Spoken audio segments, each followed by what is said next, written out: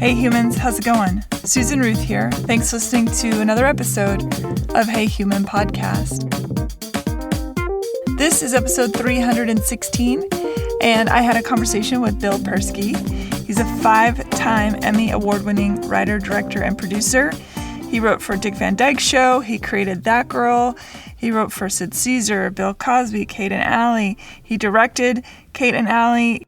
He specialized in television pilots.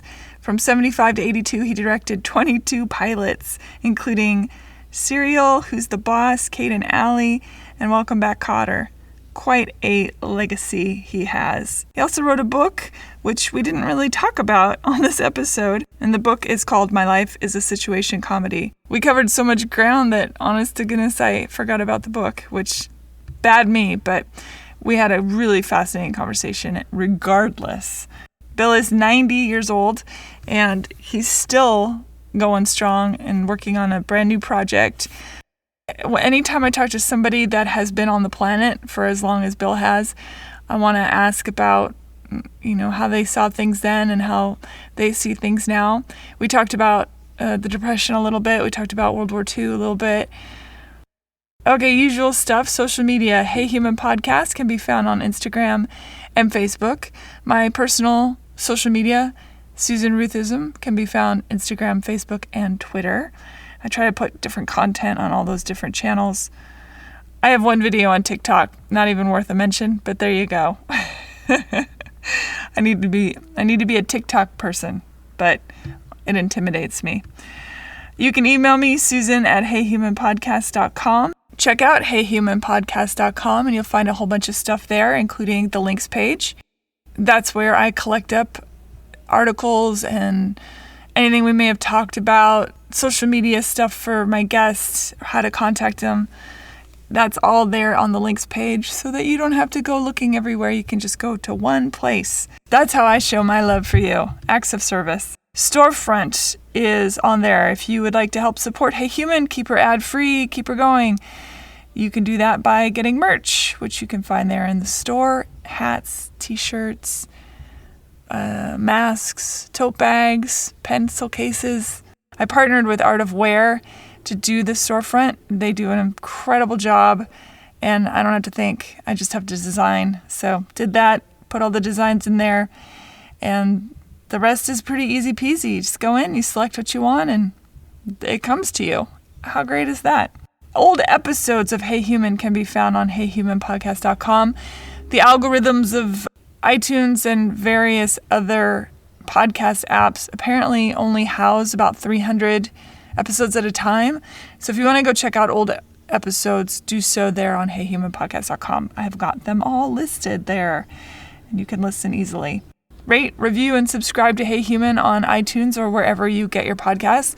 Another great way to help support the show, getting her out there into the universe. There is a contribute button. If you like what you hear and you think, wow, I can't believe all this content is free and there's no ads annoying me throughout it. Well, great way to help it grow and keep on the air is a little contribution here and there. Wow, that rhymes. If you want to find out more about what I do aside from the podcast, go to susanruth.com. You'll find interviews I've done. You'll find my music and artwork. All sorts of stuff is on there for you to dig around in. Definitely check that out. Speaking of music, my albums are on iTunes and Amazon Music and Spotify and all those places under Susan Ruth. Most recent record is called All I Ever Wanted Was Everything. Definitely check that out. I'm really proud of that album still. It came out in 2014, which is a minute ago, but very proud of that record and everybody that contributed to it. I have an official Susan Ruth YouTube where there are videos from yesteryear and not too long ago. So go to youtube.com/official Susan Ruth to find that. God, there's so much stuff to go look at on the internets, It's pretty wild. Speaking of things on the internets, my friend Mara and I started a new show. You can find it on YouTube. It's called Are We There Yet? It's a sex relationship show. She brings all the wisdom. I bring the comic relief, I suppose, and some of the storytelling. You can find it easily by going to Instagram and checking out Are We There Yet IG, because there's a link in the bio on Instagram. As soon as we hit 100 subscribers, it'll be much easier to find it just directly on YouTube. But the rules are you have to have 100 subscribers on YouTube before you get to name the show, so and make it easy for people to find. So please subscribe and check it out. They're about a half an hour long. We just started it, and it's kind of fun to do a video one. There'll be a podcast component coming soon. We're building the website right now. However, you'll be able to get every episode that we put out on video on that YouTube machine. So please go there. I think that's about it for all the business. Thank you for listening. I really appreciate it. Be well, stay kind, stay safe out there. It's kind of a nutty time. I guess it's always a nutty time, but it seems especially nutty. Just be the love, be the love, be the love, be the love. And thank you for continuing to support Hey Human with your ears and your hearts and your minds. And my appreciation is boundless, honestly. I couldn't do it without you, so thank you. All right, let's get into this, and here we go. Bill Persky, welcome to Hey Human. Hey, nice to be here. Yeah, our mutual friend, Jeffrey, yes. Yeah. Who has an unfortunate last name. But I love him. He's a great guy. He is. I met him recently because a friend of mine, Josh Sapan, I don't know if you know Josh. I don't know Josh. He recommended that Jeffrey have me come talk to his class. And it was a class at Parsons School of Design. Mm-hmm. And I'm a comedy writer. I didn't know where I fit in, but we had a wonderful time, and Jeffrey was very pleased, and so we become friends, and now he's recommending me to everybody. So, well, let's jump right in. I want to start with your childhood, your upbringing, where you're from originally, and was it a creative family, a funny family? No. I was born in 1931, which was the beginning of the Depression. And my father thought it was mental as well as financial. He was a very depressed man. And it was not a funny family. My mother's family were fun, when we went to see them. And we moved around a lot. There were no jobs in the Depression. So my father, who was a brilliant salesman, I will certainly give him that, he went around taking whatever jobs he could get. He would be a carnival pitchman, bringing people into the freak show. He sold kazoos, those little thing at the World's Fair with Abbott and Costello, believe it or not. They were his partners in that. They were funny. And then he went into the auction business, but it's a business that people don't know about. I mean, when you hear auction business, you think of farm auctions or things like Sotheby's or, high-end things. But there's a whole industry of auction galleries in places where people with money spend time. I got an unknown caller. Could be important. Could be my father, and I've been hearing about me saying bad things. But at any rate, he was a great salesman, and we moved around a lot. I went to 13 different schools before I went to high school, and my sister, who was older than me, she went to 22 different schools. And of course, during the Depression, it was interesting that you would live someplace as a kid, and you'd go to sleep and you'd wake up someplace else because they would move out when the rent was due, and you'd just go to a whole other place. So it created a lot of emotional security, as you can imagine. And eventually I lived 1 year in Hot Springs, Arkansas, because there were auction galleries there. And I actually went to the same grammar school as Bill Clinton, not at the same time, but he went to Ramble Street School, same as I did. And and that school was in a mountain, on a mountain. And in fact, at recess one day, a kid got bitten by a rattlesnake. So that's how far remote it was. And we lived there for a year. That was when World War II started. Not because we lived there, but it happened at the same time. And so we lived there, and then we moved from there to Atlantic City, New Jersey, because there were a lot of auction galleries there on the boardwalk. It was a major source of entertainment for people. And my father ended up owning his own auction gallery, and he did until he retired, and then they moved to Florida, and they both passed away at 95.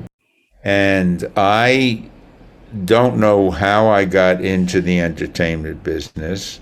I went to Syracuse University, and I started entertaining at the fraternity that I was joined. I just, with a friend of mine, we started writing little skits and shows, and so we were the entertainment thing.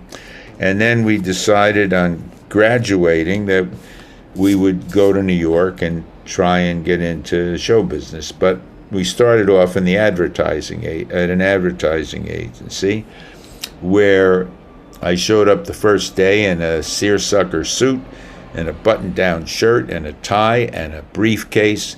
And the only thing I ever carried in that briefcase was bagels and donuts for people's lunch and breakfast. That was what starting. I was earning $30 a week to be a trainee, which was a nice word for gopher. And what year was that?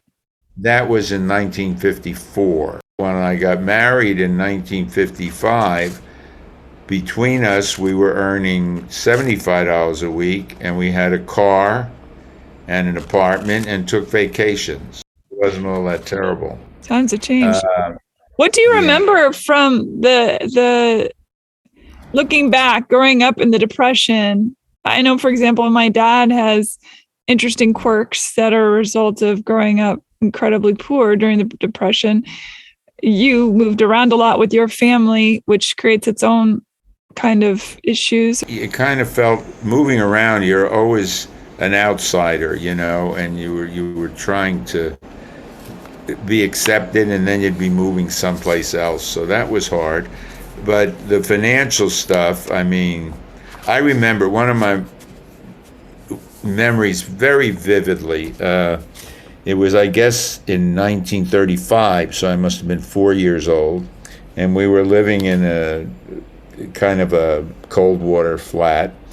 And at Christmas time, the firemen came around and they gave kids presents, and they let me pick a present, and it was a little wagon, a milk cart with a horse and a guy riding it, and the roof was red and the side was yellow, and the guy was sitting there and the horse was black and white, and I just loved it.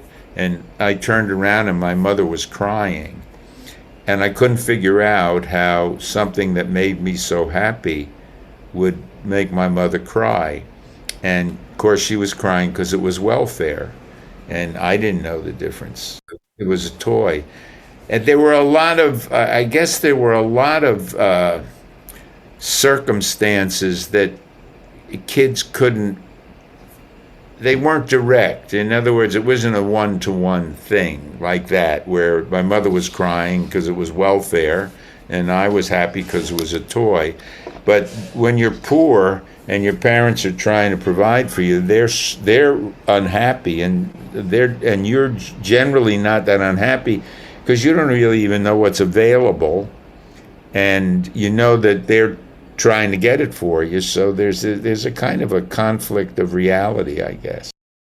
And a lot of my friends or people I've worked with, like Carl Reiner, who were older, they went to programs that were set up by the WPA, which is the Work Program Administration, which was one of the things that President Roosevelt did that really saved a lot of people. I mean, they had theater programs and they had artists and, I mean, just amazing things. And most of the high schools, the old high schools in America, were built by WPA. They all looked alike because the WPA built them, and those guys earned minimum salaries, but they had a job, and it allowed them to put food on the table. Mm-hmm. Did you have an awareness as World War II was ramping up that was going on? Especially, I assume you're Jewish.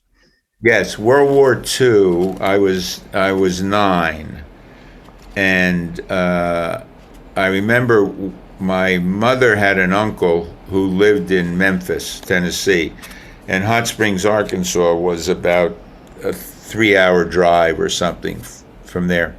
And my uncle was a very renowned doctor, and he was the head of the Memphis hospital. And we got to his house, and we crossed the bridge over the Mississippi River, and the bombings, and we didn't understand what it was. No one knew where Pearl Harbor was or whatever. And my uncle came home and packed. He was called up. My uncle was Admiral Nimitz's doctor during World War II. But he immediately got called up. And when we went back to Hot Springs that night, the bridge was guarded by soldiers. I mean, it was like in a 4-hour period, we were at war, you know.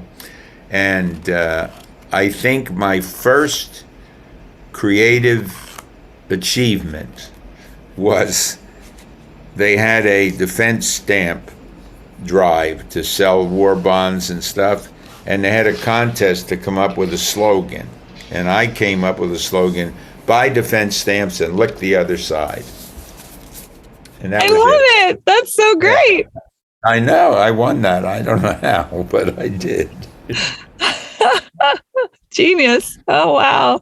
When we moved back to Atlantic City, there was all of the hotels had been turned into hospitals for the soldiers who were wounded. So it was really an interesting time. And on VJ Day and VE Day, I remember thousands of rolls of toilet paper being thrown out of the windows as streamers. You know, everybody was throwing toilet paper, and the whole hotels were all draped in toilet paper. Wow. And then I remember dropping the day they dropped the atomic bomb, which also nobody had any idea of. And all we knew was good. It's going to mean the end of the war. And I just recently read Hiroshima, the book, and it's written about what happened in Japan, and you realize, God, what a horrific thing it was that we did, you know. Mm-hmm. And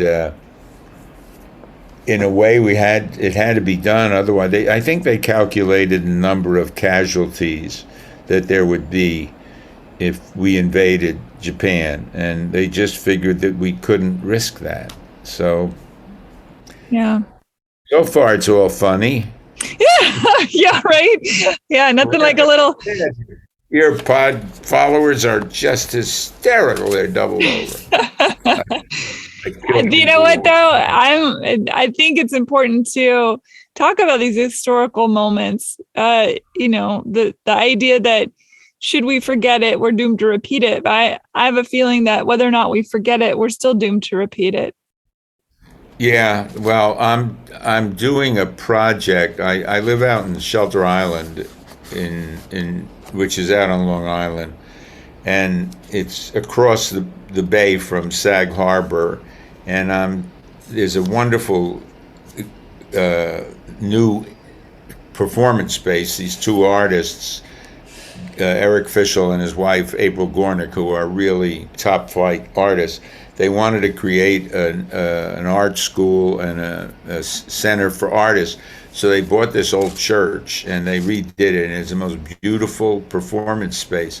So I spoke there a couple of months ago, and this little kid was waving to me. He had a mask on, and I thought I must have known him because I know a lot of young kids. I'm big with kids. And when it was over, he came over to me. I said, "Do I know you?" He said, "No." I said, "Well, why were you waving at me?" He said, "To make you feel good." And he's become one of my best friends now, Finney. And we're doing a project, a film, for the church called When I Was Your Age. And it's going to be going back to what the world I lived in when I was 12, as opposed, and then we're going to go have some other people when they were 12 and go through the history of the past 80 years with people's 12-year memories of when they were 12. And a lot of it is environmental. I mean, Finney is a very big environmentalist. So it's about, and oh, I know the reason I want to say this is I was talking to Eric, who's doing it, and I said, when I was 12, I didn't even know there was an environment. And he said, I was in the 60s and I didn't know there was an environment. I thought the environment was your house, So it's something that nobody in their consciousness really considered, He's an amazing kid. I'm so intimidated by him, I can't believe it. He's on top of it, man. He set up a studio to do to give us the cameras and everything. He's just an amazing child. His brother's name is Allie. So it's Finney and Allie, and they're so adorable. And hopefully, Bob Kerry, Senator Bob Kerry, who is a friend of mine, lives on Shelter Island, and he won the Congressional Medal of Honor in Vietnam. And he lost a leg and when he was very young. So hopefully he will be our guy for the Vietnam period. Of Agent Orange and the beginning of looking at what insecticides do and stuff like that. Absolutely. That sounds like a powerful film. I hope so. Got to make it funny too. Well, there's nothing funnier than terrible tragedy. Oh yeah, well, Mel Brooks. Yeah, I also now am involved with Sloan Kettering Cancer Hospital in New York, and I originally became involved because I had prostate cancer, and I went there. There's a note from Finney. He heard you talking about him. No, he didn't hear it, but his name just came up. So I had my treatment there, and I was so impressed, and I felt like I wanted to do something. It's easy, you can give money, but I wanted to do something. So they have a great program there called Visible Ink, which is a writing program for cancer patients. And I said, can I be involved in that? So I'm a mentor to about, I guess over the past 6 years, about 30 writers. And it's the most rewarding experience and these people are so courageous, and I was asked to do a talk about humor in difficult situations. So I did one, and then they wanted another one, so we did a video, and I did it with Alan Zweibel, who was one of the original, Alan? Yeah, Alan's been on the show. Yeah. Oh yeah, and he and someone else you should have on the show, Adriana Trigiani, who is, her name. She is like 20 best-selling novels. Wow. I mean, and the most amazing person. I mean, she will blow your screen away. So we did an evening called I Cried Till I Laughed. And of course, Alan talked about his relationship with Gilda Radner. They were best friends. She had cancer. Yeah. The more we look to our fellow humans, the less we worry about ourselves. The more we put into someone else, less time we have to worry about the little things that are getting at us. Yeah, I mean, I had one guy who was a writer. He had pancreatic cancer, and he was down to Plan M. He had gone through Plan A, Plan. It was all, and he said, he wrote and said it's not going to work, and he gave me a month. And so I wrote back to him, and I said, don't even bother to answer this because your time is too valuable. But it's been an honor and to know him. And then he passed away about a week later. Mm.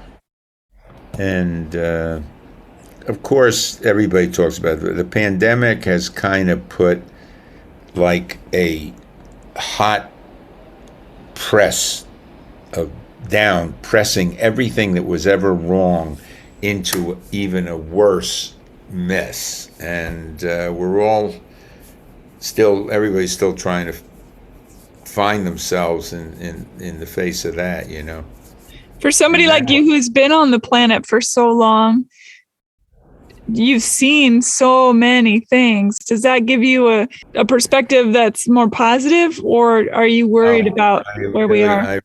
I'm very worried. Yeah.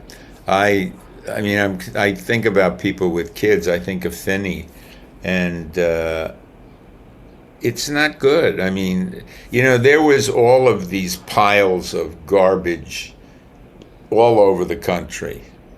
But there was never, and I'm obviously being very political, but there was never a magnet that drew all the garbage together. And now there is, and it's an enormous pile, and their time has come.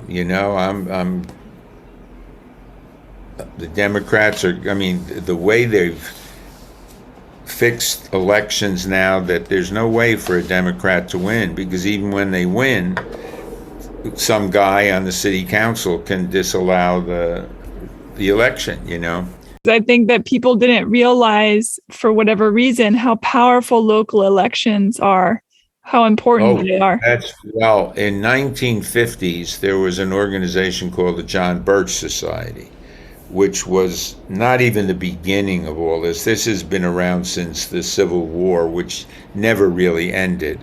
And so there are always groups that are looking to pull things to the right and away, and to cause dissension and racial hatred and anti-Semitism, because it's a great card to ride on into telling your message, because there's so many people ready to listen to it. And at any rate, it was always bad, but it was never as bad as it is now. And part of it is because how easy it is to communicate misinformation, and things are lied about. And,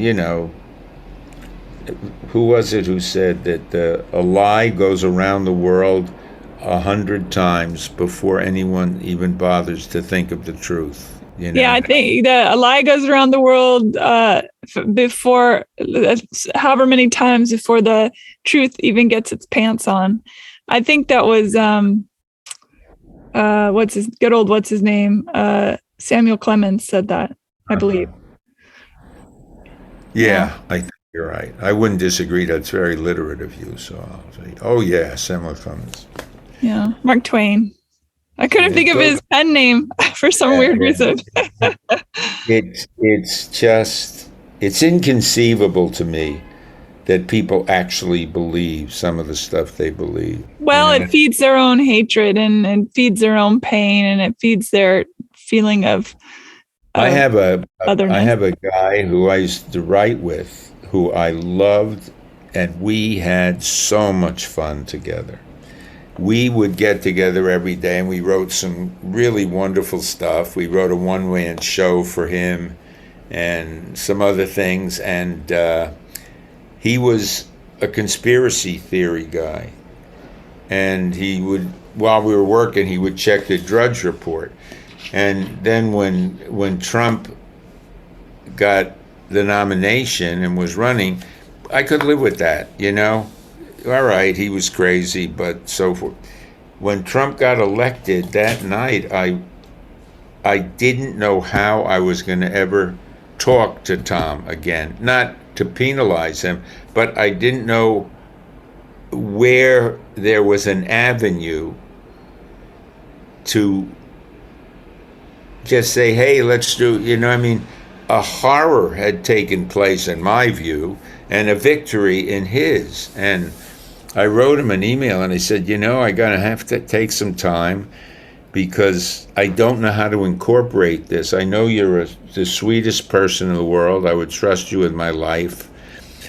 But I don't know how to just come in and make this not be there. And he wrote back and he said, you broke my heart. I never thought you'd let politics come between us. And I said, I wouldn't. But this is not politics. This is a destruction of reality and the truth. And it can't go anywhere. And if I've got to be on that level to accept that you don't believe in the truth, I don't know where to start. So I haven't spoken to him since the election. That's tough. But it's not like you disagree on. I mean, I've disagreed politically with people forever, and they're my friends. It is different. It's a different thing. It's like looking up at the sky and saying, "Oh, look at this blue sky," and they say it's green. Yeah. It really is just the total. And at one point, somebody said to him, well, what about the truth? And Giuliani said, there is no truth. And that's the reality. There is no truth anymore. Yeah. Everybody has their own version of the truth. And they believe theirs just as fervently as I believe mine, But again, considering you've been around for a long time and you've seen where this has happened before, yes, that's got to be that much more terrifying. I have a couple of things that are like things I gave my kids. I said, just remember this.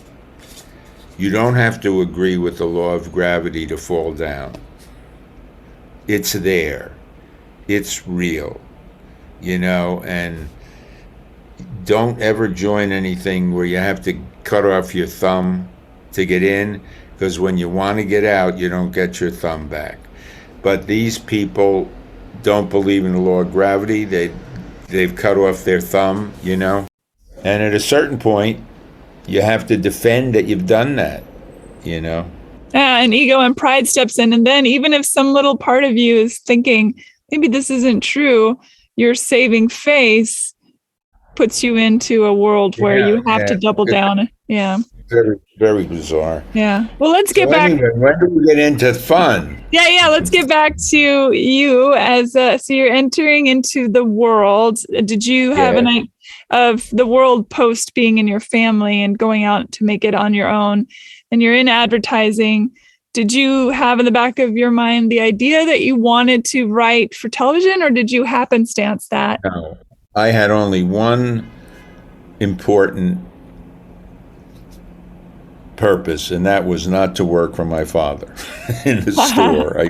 I used to have to do that. So I don't know. Once I got to work for the ad agency, somebody got sick who had to who was the production assistant on a commercial. So they sent me to do that.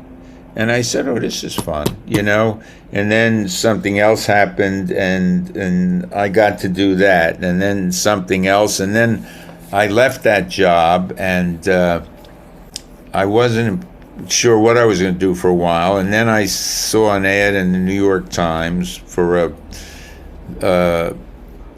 a continuity assistant at radio station WNEW. And back in 1950s, radio, and especially WNEW, was the crown jewel of all radio. I mean, it was regarded throughout the country. Everybody knew WNEW. They invented the disc jockeys, and all. So I went to get this job, and I had no idea what the continuity department was, but I figured at $30 a week, I wasn't going to need a master's degree. And so this guy interviewed me, And he said, okay. He said, I'm going out to lunch. He said, I would like you to write a jingle about this and write a weather report and do. And then he walked out, and I sat there and I thought, oh my God, how do I do this? I have no idea. But I figured I better do it, so I did, And he came back, good, you're hired. I said, that's great. And 10 minutes later, we got a phone call, and it was from the guy he had lunch with, and that was an interview for him for a job, and he got the job. So now I was the head of the continuity department, and I still didn't know what it was. And what it was actually putting the disc jockeys' books together. That, commercial, next page is a weather report, next page is this. So it was just organizing the continuity of an hour show. And also writing the copy, or were you not writing? No. I was just doing the literally filing. But then it was so boring that I started to write little jokes on the paper, just for myself and the disc jockey. And then they started to read them. And the guy who ran the station said, that's good, keep doing that. And then I had to hire an assistant because I was so busy. And I hired Sam Denoff, who became my partner for a great many years. And we were then writing little extra things everywhere, and it became part of the station's identity, these little things. And then on Christmas, we had a Christmas party, and we wrote a big show about about the station and the advert. It was really great.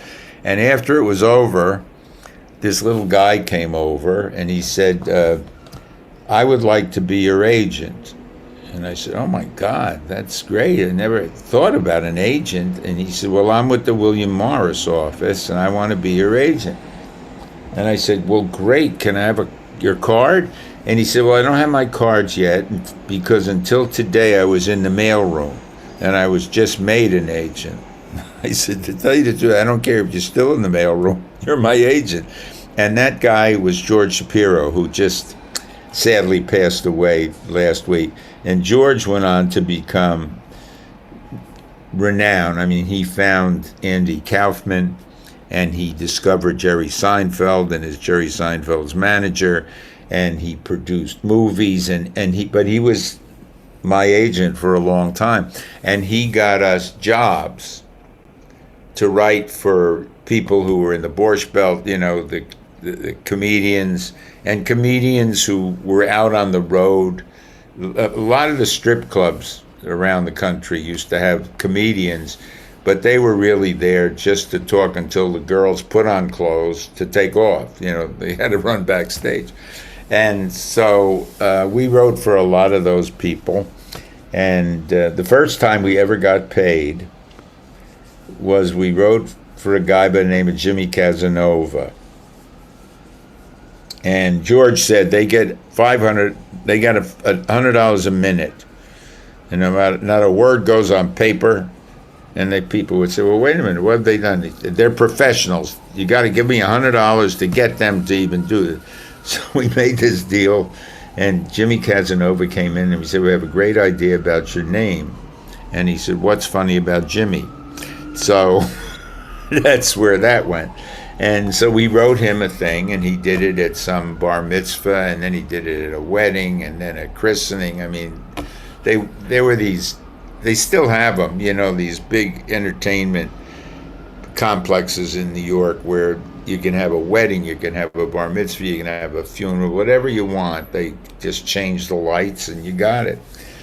So the way we got paid was as funny as anything that ever happened. He owed us $500, and he had just gotten a check from an insurance company for $650 for an accident he had in the revolving door at Bloomingdale's. So he gave us the check for $650, and we had to give him $150 in cash because he wouldn't take a check. But that was the first money that we ever made. And then we just wrote for everybody that we could, and started to get a little reputation. And then George went on to California and was the agent for the Steve Allen show out there, a new show, and he got us a job there. And I was now earning $75 a week at WEW, and my wife was pregnant, and we got a deal for a 3-week contract with a pickup after 3 weeks for another 3 weeks, and then another 3 weeks, and another 3 weeks. But I mean, it was totally walking on ice that could give away at any time. And it was we got $500 a piece a week. And we decided there was never going to be a perfect time to do it. So I had to quit my job and packed up the car, went to California. And in the same deal was Buck Henry. He came out there with us. And it was like the third show, which was about whether we were going to get picked up or not. And we hadn't done anything stellar. We'd been okay. But then came up with one joke that Steve Allen loved so much that he picked us up for the entire 26 weeks. And 2 weeks later, they canceled the show. So I got $15,000, and it allowed me to stay out there. And Sam got $15,000, and we stayed out there. Do you remember the joke? Huh? Do you remember the joke? Oh, do I remember it? I have the actual picture of it on my phone. I don't know if you'll be able to see it. There was a show on the air then called Ben Casey. It was the first of the, not the first, it was one of the early doctor shows. There was an old guy on it who was the head doctor, and at the start of the show, he would come on. He had a German accent. He would come on, and his name was Sam Jaffe. He was a really famous actor in the Yiddish theater, and he also played Gunga Din in the movie Gunga Din. So the opening of the show was that his name was Dr. Zorba. There was a blackboard there, and there were these symbols, and he would say, "This is the sign for man. This is the sign for woman. This is birth. This is death. This is infinity." And then they go into the show. So we did a satire on it, and he said, "This is the sign for man. This is the sign for woman. This is the sign for birth. This is the sign for death. This is infinity, and this is a pussycat." I've seen this bit. And That's great. that saved my life. The thing about the entertainment business, if you're good, you will get there. It may not be easy, it may be circuitous, but the need for good people is paramount. I mean, they need people who can do it. And if you're good, you'll get recognized, you know? And so we got lucky, and, you know, and then the biggest thing, of course, was Carl Reiner hiring us to do the Van Dyke Show. And the Van Dyke Show was so highly regarded that, you know, everybody wanted to hire us but Carl, we worked for Carl for 3 years, and we wrote 40 shows, but we wrote on all of them, and we learned everything from Carl. Carl Reiner was the most wonderful person that ever existed on the face of the earth. He was perfect. He truly was perfect. He was honest. He was courageous, and he was funny, man. He was funny. And so from there, we were, you know, Marlo Thomas wanted to do a show, and, you know, no one really knew her. she had been doing some theater and stuff, but ABC had put her in a pilot about three stewardesses, and they didn't buy the show, but everybody loved Marlo. So ABC decided they wanted to do a show. Did they not know her from Danny Thomas? Was that Well, not? they knew who she was, but they didn't know her as an actress, really. Okay, yeah. You know what I mean? They knew she was acting, but she was not like a hot number to anybody. Yeah, She was sure. Danny's daughter, and they knew that. And they gave her a bunch of tips, and they were all about girls who were secretaries or the daughter of somebody. That's what, in 1965, that was all that women had offered to them. Anyway, Marlo didn't want to do any of those things. And she said, I want to do a show about a young woman who wants a career. And they said, well, you can't, no one cares about that. That doesn't. And she said, well, I want to do it. And she said, she gave the guy who was the head ABC then, but name of Ed Sherrick, he was wonderful. And she gave him a copy of Betty Friedan's book. And he read the book about feminism, and he said, okay, who are you going to get to write it? And she said, I'm going to get Bill Persky and Sam Denop. He said, you can get them? She said, yeah. And I didn't even know her then. So she called us, and we had a conversation with her, and then... Oh, wait, hold on. Before you, let's go back a little bit. So Marlo Thomas called you and Sam and said, I have this idea for a show. Right. Yeah. And then did you think she was crazy considering No, not at all. I am a big feminist. I had an older sister. As a matter of fact, the name of the show, that girl, was named because of my sister. The original name for the show was, Danny Thomas used to call Marlo Miss Independence. And they were going to call the show Miss Independence. And I said, that sounds like she won a beauty contest, which is the last thing that this show is about. So I said, my sister is a very unusual girl, and my parents always refer to her in the third person because they can't believe what she's doing. And they said, that girl just did this, and that girl just did that. And I said, and it seems to me that's who this is. So that was where the title, That Girl, came from. Love it.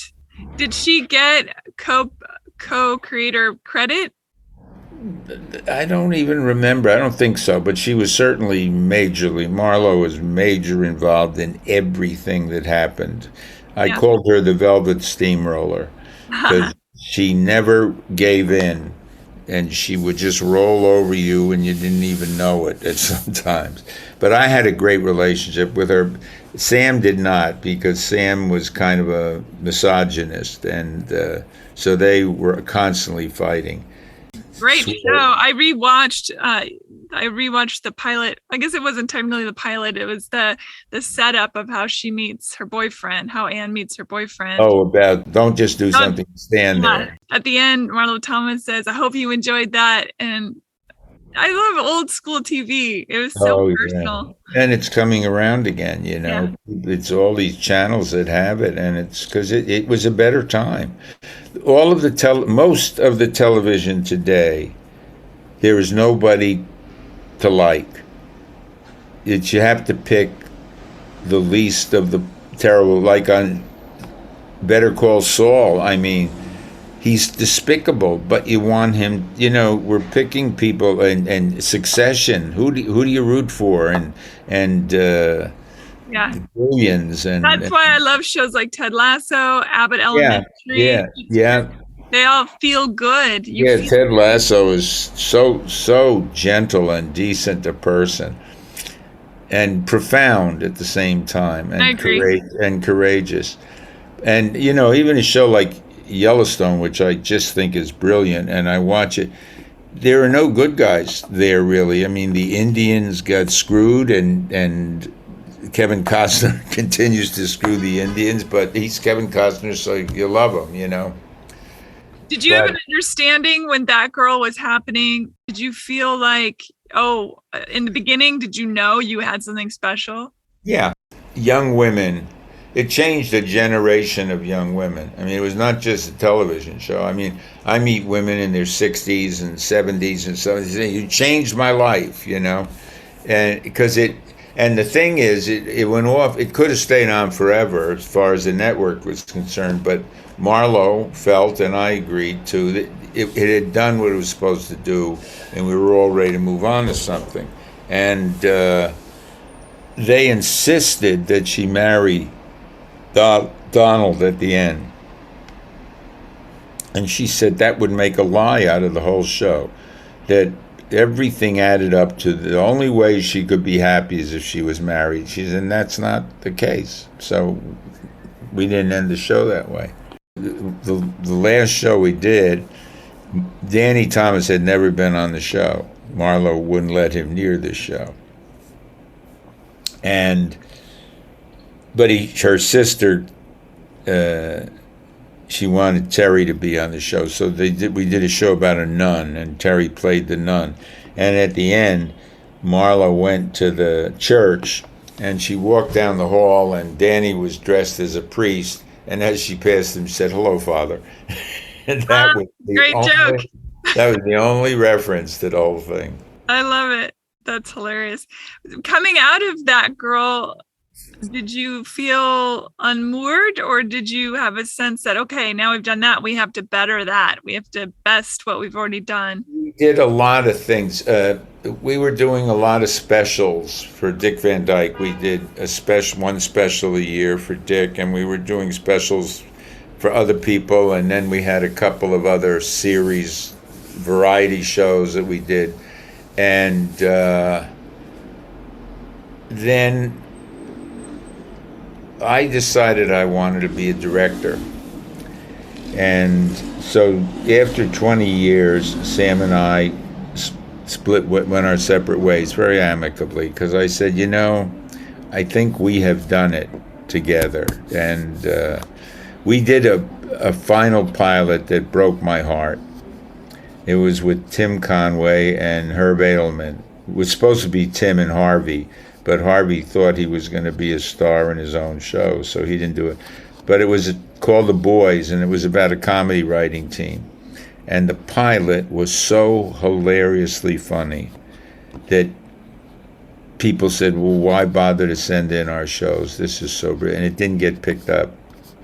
And it broke my heart. It really did, because it was just, and I had directed it, and it was one of the first things I directed. And we then ran into a bunch of network garbage. We did a series for Dom DeLuise called Lots of Luck. And it was very raunchy for what it was. It was, it was taken from an English series called On the Buses, and he was a bus driver and lived in, a very lower income family. And the pilot was that they needed a new toilet seat. Toilet seat was broken. So it was really a very bizarre thing to be doing. And the shows that we did, you do a number of shows before you go on the air, because they get used up so fast that you have to have some backlog.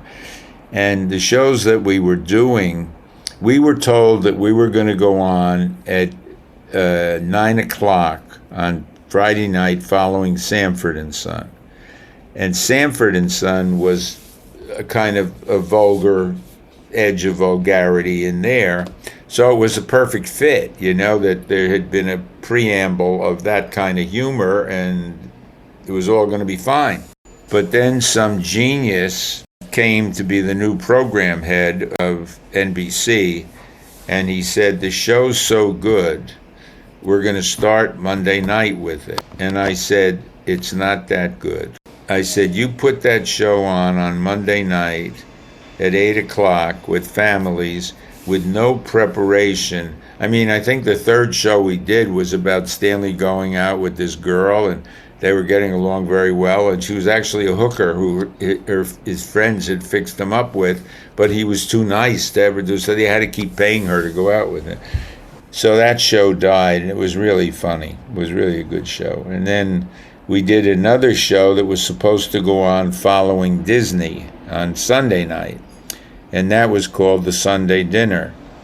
And it was about an Italian family that got together for dinner every Sunday, and one of the sons was a priest, and one of the sons was, married with a lot of kids, and the daughter was Linda Dano, and she was married to a very Protestant blonde guy, and they came to the family, and then they had a young son who was kind of wanted to be an actor. And we had done 6 shows, and Kay Ballard was Aunt Philomena, who was their annoying aunt. So we had they were hysterical shows. So that was designed to go on following Disney. And the show was they'd come home and watch Sunday football. They'd talk about being in church with their son, who was the priest. And then some genius decided to put it on Wednesday night. So now you have a show on at Wednesday night where people are coming home from church and they're watching football, and they changed the name to the Montefuscos, which was the family name, which didn't have any Sunday dinner built in. Everybody could relate to, oh yeah, I know what that is. So that got canceled, and it was very disappointing. And then I said, we're repeating ourselves, and I just want to get out of this. So then I started to direct, and I started out directing only pilots. CBS hired me exclusively to do pilots for them. I did 18 pilots, and 14 of them got on the air, but none of them lasted. And finally I went to CBS and I said, you're hiring me to fool you. If, I'm making really great pilots, and you look at them and then I'm not there anymore. And frankly, there's a thing that I do that is me, and that's what gets the cast the way they are. So then I stopped doing that. Then the last pilot I did was Who's the Boss? And that was really a great experience. And then I moved to New York. I was doing things in New York, and then CBS wanted to put Jane Curtin and Susan St. James on, and this young woman, Sherry Coben, had written a show called Two Mommies, and Susan and Jane had just done a movie together, and they liked each other and wanted to work together. So CBS said, you want to do this? They said, yeah, but it has to be redone and a different thing. And they said, well, what if we get Bill Persky to be the producer and director? And they said, well, okay. So I was the co-head writer, producer, and director of 100 episodes of Kate and Allie. It's a great show. Oh yeah, it really was, and it was a show about what are relationships. Everything I did, I tried to make about something that was relevant in my life and in the society at the time. And in the early '80s, everyone was talking about relationships, and this was about a relationship that was built on the same thing that marriages are built on, without the sexual part. Yeah. And it was mutual respect, mutual need, trust, and, love. And I really loved that show. I just loved it. I loved it. We had a reunion recently. There was a guy in New York who was doing something during the pandemic for a charity, and so we did a reunion. And I mean, those kids are like my kids, Yeah. I feel like you were in the realm of the Norman Lears and the Carl Reiners, talking about real life shows that mattered. Yeah. Show that mattered, and the zeitgeist, and shining lights on things that were not being looked at. Yeah. We did a show on Kate and Allie where she was painting the apartment, and her daughter called her because she forgot something, and she was at Columbia, way uptown. And Jane was all sloppy and ran up in a cab and ran out to her daughter, and the cab took off with her purse in it. And her daughter was gone. She had no identification. She had no money. She was homeless. And it was her experiences and how people treated her trying to get home. We did some nice stuff. Then I had a commitment from Brandon Tartikoff, who was the one great network executive, the best. I spent so much time with him early in his career. We were good friends. He was a prince, man. And so I wanted to write a show again about relationships, so I created a show called Working It Out.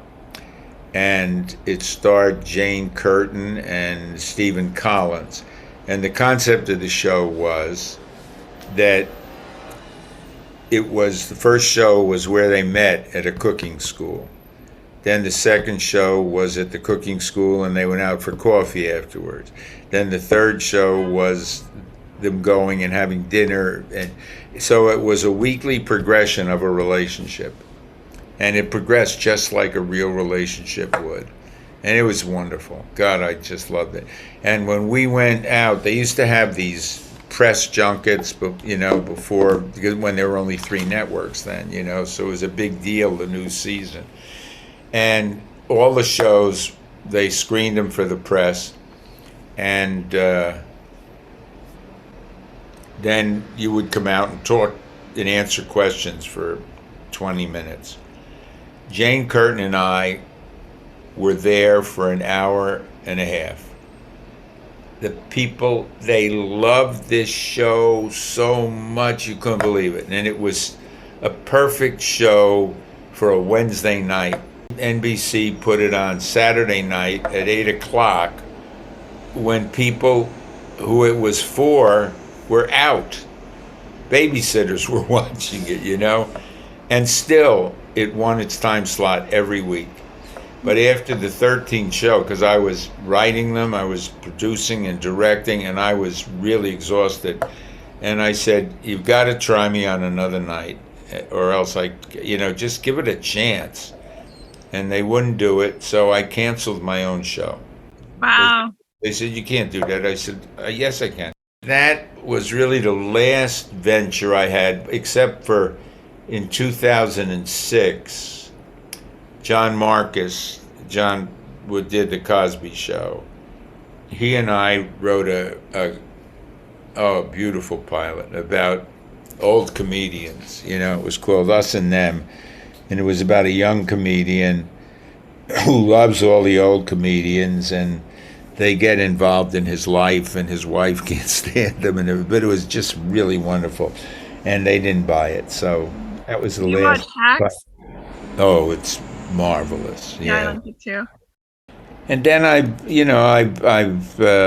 directed some movies some movies of the week, and did a feature, and then I just kind of stopped doing stuff.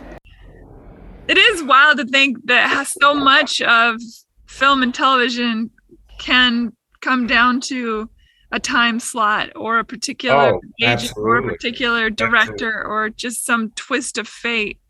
Well, they used to test only the shows that the network executives liked. They'd put those on one pile, and they'd put another pile of ones they didn't want. And by accident, one of the ones they didn't want got put on the other pile and tested higher than any other show. And that was Gilligan's Island.